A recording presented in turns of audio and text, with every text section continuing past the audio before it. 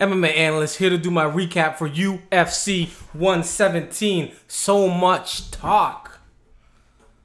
So damn close. Let's get this out of the way. You guys know how much I am not a fan of Chael Sonnen and all of his antics and what he said. And some of the stuff was borderline racist. Some of the stuff was just retarded. Even Joe Rogan was talking about how he just denied saying stuff. And that was him on the tape. And he was like, man, that's not even me. Chael Sonnen. I don't want to say Chael Sonnen's a beast. Even in the loss, he definitely proved his beast-likeness. All beasts have their kryptonite, and Chael Sonnen's kryptonite is obviously submissions. Damn. Oh yeah, Anderson won. Congrats. We're going to get to that in a second. And we're also going to get to this bad sportsmanship and the true sportsmanship coming up. But Chael Sonnen did what a lot of people have never seen. People, especially people who only watch the UFC, or people who haven't really noticed. And that is test the chin and then prove the chin of Anderson Silva. Anderson Silva took some very tough shots against Rich Franklin. He took some very tough shots back in the day against Jorge Rivera. Rivera had him in the tie clinch with the plum clinch with just the one arm, had the underhook, had it wrapped around, and he would just dropping heavy shots. And Anderson was literally sitting in what most likely Jorge Rivera's strongest position and just taking heavy blows. And a lot of people didn't realize, and I guess they will now, that Anderson Silva's chin is serious. But what happened with the first punch, he didn't see it coming. That's the one that puts people down, the one they don't see coming. Anderson Silva got dropped. Something that hasn't happened to him in a long time. I'm trying to think, has it happened to him ever? Not in the UFC for sure, but he got dropped by the punch he didn't see coming. But he's got a real good chin, and he proved it by, after that, literally putting his hands down and not doing the whole move out of the way stuff, but literally just taking shots. And then he got taken down. That first takedown, I'm sure it was actually something he would have welcomed, because I think he was going through a little bit of fogginess. He clearly wasn't able to, be the, on his toes, spring in his step type thing. So I think he got taken down, but he probably relished that moment. He was happy to have it come, and that's the last takedown he ever wanted to give up, and it didn't matter. Chael Sonnen came out again in the second, in the third, in the fourth, and then in the fifth there was a slip, but he still got him down. He got him down every single round. Once he got him down, that was it. It didn't come back to the feet. Chael Sonnen was just doing his thing.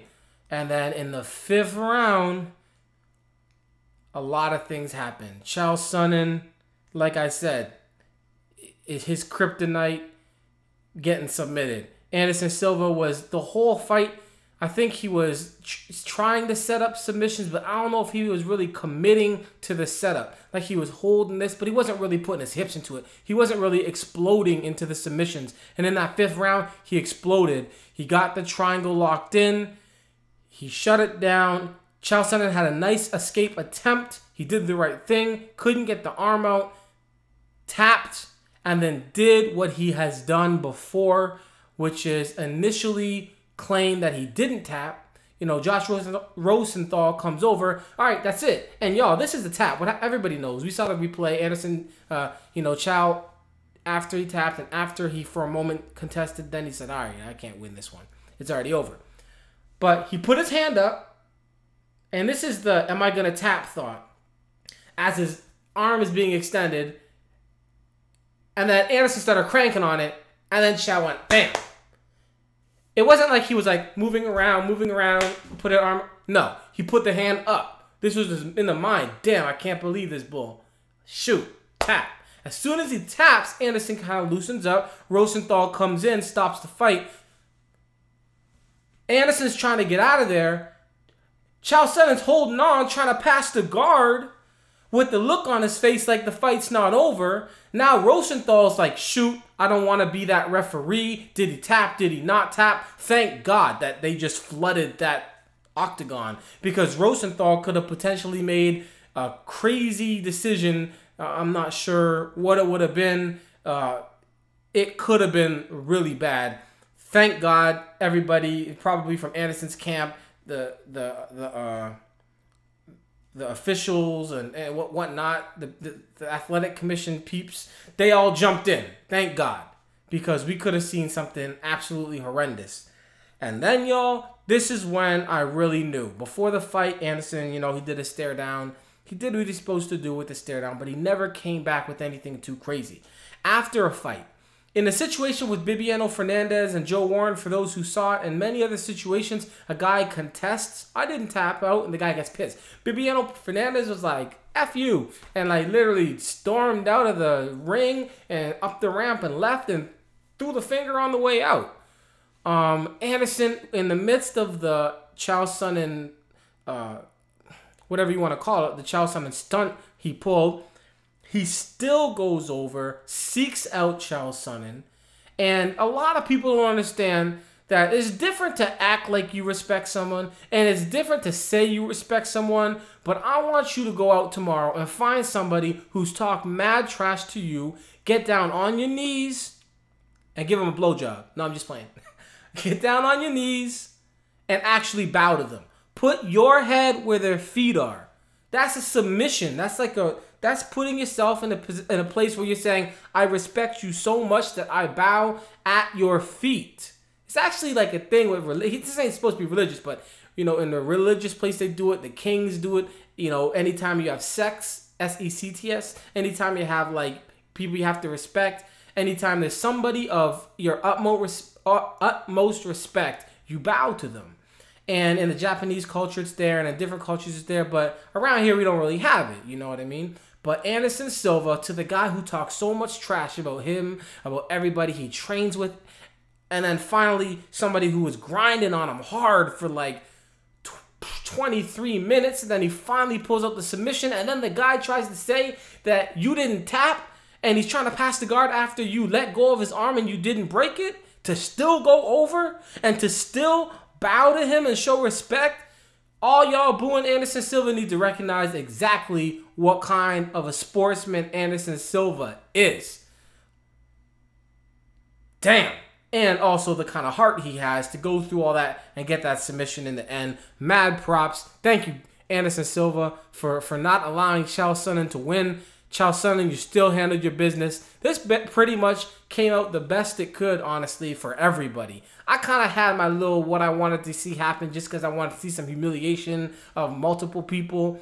But you know what? This is really the best situation. Chael Sonnen goes out there, puts up a fight that nobody has against Anderson Silva since, like, Takasi, who actually beat him back in the day in basically the same fight, except for he submitted him. But anyways, I think it's Takasi. Anyways, and then, Dana White, he's happy as hell. The UFC in general's happy. The fans as general are happy. Anderson, he's happy.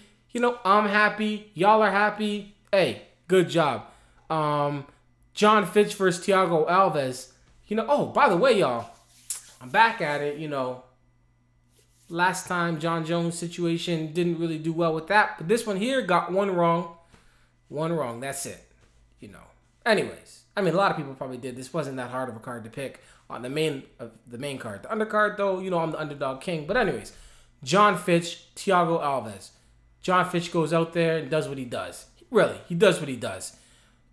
You got to know who John Fitch is. If he's out there and he's fighting anybody, you know what I mean? He's going to take him down. He's going to grind him. He's going to try and get that win. And he's trying to get that finish. And he's not going to finish, but he's going to be able to do his thing.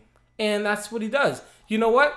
John Fitch, he beats Thiago Alves today. Okay, cool. Now GSP's fighting Josh Koscheck. If Josh Koscheck wins that fight, it's a little different. Because now you have your number 2 fighter for real. And I've never said guys need to fight each other who are in camps. John Fitch is who he is right now, partially because, and great part, because of Josh Koscheck. And Josh Koscheck as a fighter is who he is, vice versa, because of John Fitch. And these two and the rest of their camp and how they can trust each other and train and put 100% into it and not worry about what would happen if blah, blah, blah, blah, blah. I've never said these guys need to fight. Anderson Silva, homeboy Machida, any of these guys, even John Jones and Rashad Evans. There's situations where a guy's a champ, and where two guys are trying to become the champ. If they don't want to fight each other, they shouldn't have to fight each other.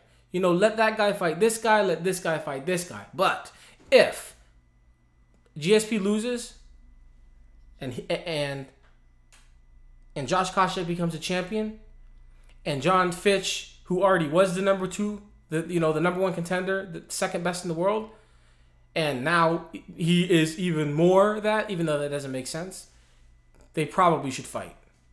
If they don't, I'm not going to get upset, because that's not a fight I really care all that much about. I picked John Fitch in that fight. But anyways, the point is, they probably should fight, and they probably will fight, to be completely honest. Clay Guida versus Rafael Dos Anjos. Same thing with Clay Guida. Everybody pretty much did what they do today. Clay Guida went out there, movement, action, nonstop. I was talking to my boy, and I was like, look, to find somebody to train, to replicate or to act like Clay Guida when you're training, you have to find 5 guys that will all come in at 40-second intervals and really just turn it up all 40 seconds. And even if they're not striking, they're moving. And it's just, you can't find one guy to try and, replicate Clay Guida's fighting style, because he just too much movement. But he went out there, tough situation. It was really weird in that first round, who won that first round, Clay Guida or Rafael Dos Anjos. And it's funny because you have Clay Guida, who was pushing the action for the entire round. Dos Anjos was getting some good kicks, but Clay Guida was doing he was dictating where the fight was going to go. Rafael Dos Anjos gets one takedown, and now you're like, damn. And there's only a takedown for maybe 20 seconds, and he didn't do anything. He just got the takedown. And you're like, well, who won that round? It would have been easy if Dos Anjos didn't get the one takedown, but he did. But that's all he did, except for a few kicks. But anyways, luckily we didn't have to see where that was going to go, because, Clay Guida was able to finish this fight. On Sherdog, they actually had Dos Anjos winning first round and second round. I could maybe give first round to Dos Anjos. Second round, I don't really remember. But it is what it is. Good job, Clay Guida. Dos Anjos, I think his jaw got jacked up in the first round. And then, what happens is what happens.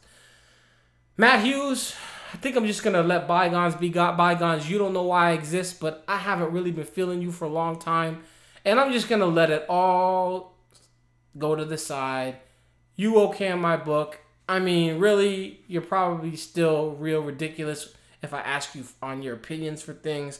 But I'm going to put aside Matt Hughes as a person and just as a fighter, and just think about it as that.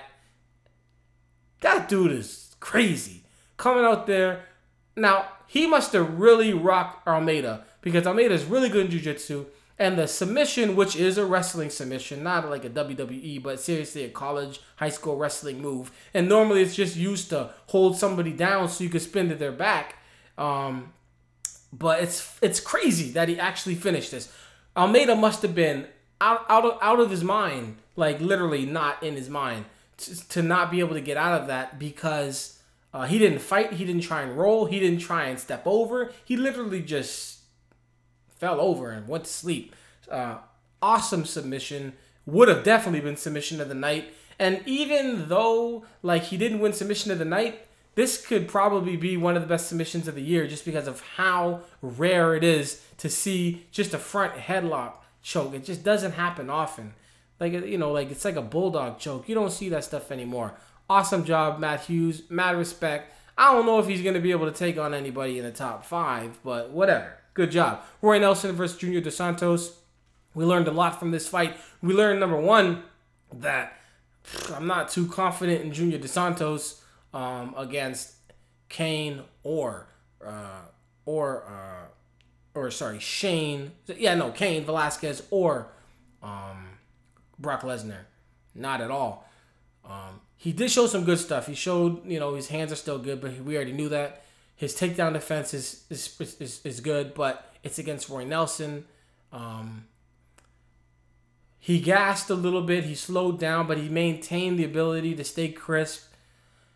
He had a good fight. Roy Nelson, If Dana White was hating on Roy Nelson, he's not hating on him anymore. He went out there, took a beating like very few have ever had to take. Came out there, looked like he got attacked by, if people say 9 lives, he looked like he got attacked by 9 different cats. And they just, it's crazy. But he literally got beat up, busted all over the place, and just stood in there and stayed alive and stayed awake and finished that fight. And, mad props to Roy Nelson. He stayed in there with Junior Dos Santos. Junior Dos Santos, you got a title shot next. I don't know, though. That's going to be difficult. We didn't see Dustin Hazlett versus Rick Story, but that's the one I got wrong. Dustin Hazlett got TKO'd. I picked him to win. Phil Davis ended up just beating down Rodney Wallace. Johnny Hendricks defeated Charlie Brennan. Brenneman, whatever. Boach defeated Todd Brown. We didn't see that. We did get to see Stefan Struve get his ass whooped and then finish that fight in round 2. Look, it's never a good idea, whether the guy's a foot taller than you or not. It's never a good idea, regardless of how far ahead in the fight you are. It's never a good idea in a situation with fighting to just sit there with your chin up and do this. And we get to see why. Christian Morecraft laying on his back, actually laying on his arm, getting pummeled. So good job, Stefan Struve. And the one I'm most proud of, Dennis Hallman over Ben Saunders. I'm going to find out. I'm going to look through these freaking 150 different predictions. I don't know what I got to do now. Damn, I got to find out who's going to get the shirt. I'll let you guys know in this week. I'll also do some type of video. I'm forced to do another video now. So I'll do another video saying who won and just something. I don't know. So you guys give me some topics to talk about, and I'll just talk about them in this video. All right, y'all? Good job, Anderson Silva. Mad props, Charles Sonnen. You got to fix that, I didn't tap foolishness. Mad props to Hughes. Mad props to what's his name? Roy Nelson. Anybody else deserve mad props? Just regular respect props to John Fitch. And, yeah, man. MMA. It's important. Peace.